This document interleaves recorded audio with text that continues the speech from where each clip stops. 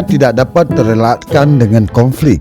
Sepanjang sejarah perjalanan manusia, tidak ada zaman dan generasinya tanpa berkonflik. Begitu halnya yang dirasakan oleh negara Yaman sekarang.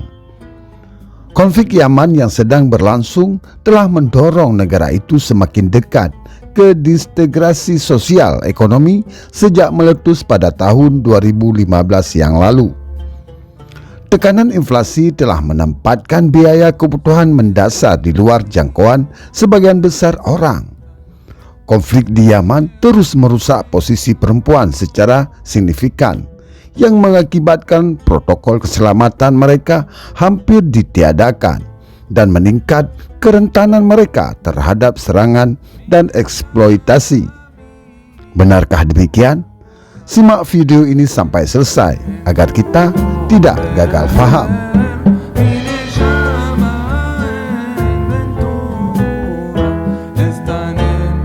Halo Santai Mania dimanapun berada, ragam suku dan bangsa di berbagai belahan dunia. Jumpa lagi bersama saya King Host di segelap dunia. How are you? Apa kabar? Tentunya kabar baik, bahagia, sehat dan penuh semangat.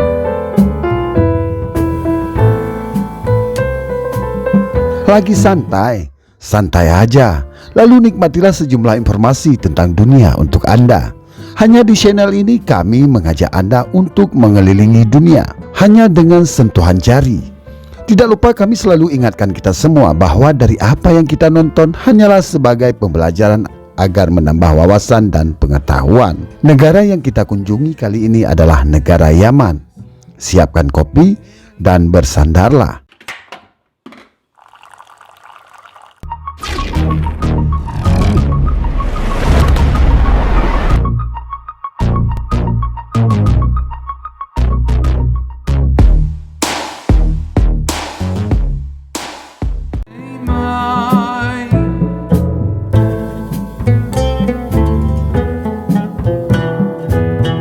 Yaman memiliki patriarki yang mendarah daging yang sangat membatasi kualitas hidup perempuan. Perempuan Yaman menghadapi beberapa despotisme paling keji di dunia dan berjuang untuk hak-hak mereka di 3 bidang utama, yaitu kepastian tempat kerja, diskriminasi gender, dan keterwakilan politik.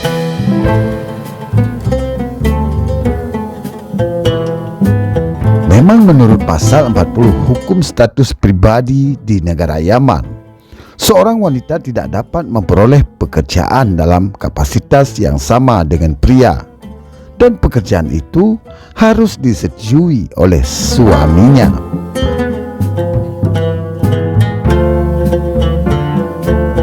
Angka terbaru dari tahun 2019 yang lalu adalah tingkat pekerjaan 6,04% untuk wanita di Yaman.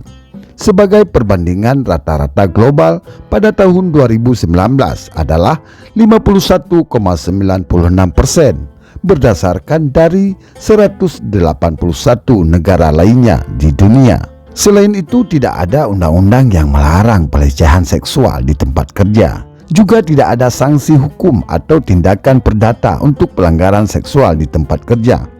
Karena konsensus masyarakat yang tidak terucapkan bahwa perempuan seringkali bersalah, perempuan cenderung tidak mengajukan pengaduan pelanggaran seksual karena khawatir mereka akan menerima tuduhan meminta perhatian laki-laki.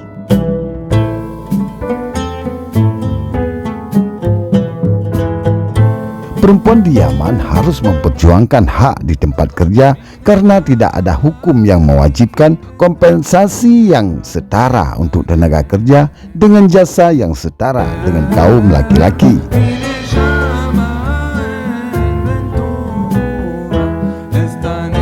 USAID mempromosikan kebebasan finansial perempuan di Yaman dengan menyediakan pengembangan karir, alokasi dan bimbingan untuk membantu perempuan meningkatkan keterlibatan kompetitif dalam angkatan kerja. Selain itu, bimbingan teknologi dan inisiatif strategis membantu perempuan dalam memperoleh investasi dan pilihan pekerjaan, sehingga meningkatkan gaji yang dapat dibawa pulang.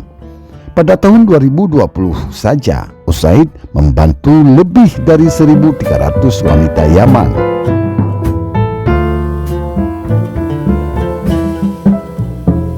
Menurut pasal 51 sampai pasal 72 hukum status pribadi Yaman, pria dapat memperoleh perceraian dengan batasan yang jauh lebih sedikit daripada wanita.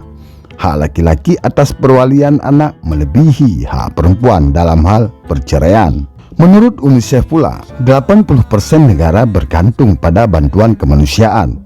Oleh karena itu, rumah tangga miskin Yaman seringkali harus menikah muda dalam upaya untuk memelihara kaum muda dan mendapatkan kebutuhan pokok.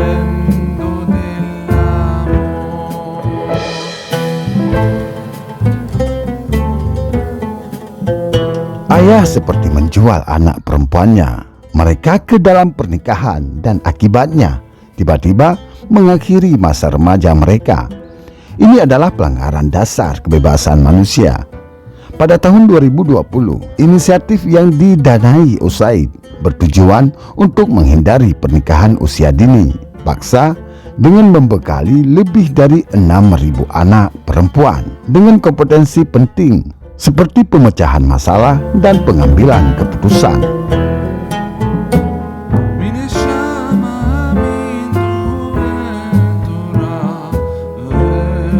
Perempuan adalah peserta kunci dan terus menjadi wacana domestik berikutnya.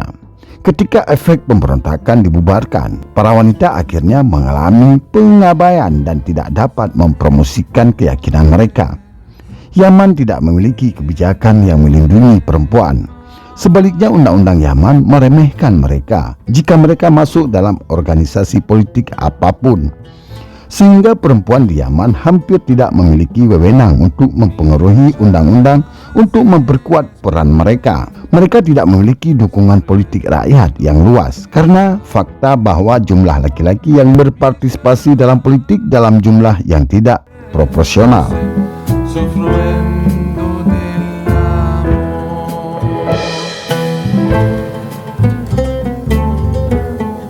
Terlepas dari marginalisasi gadis dan wanita Yaman, mereka menerima bantuan dari organisasi global besar. Upaya ini sangat penting dalam bekerja secara efektif untuk mempromosikan hak-hak perempuan di Yaman. Selanjutnya, simpulkan sendiri apa kesimpulannya menurut Anda.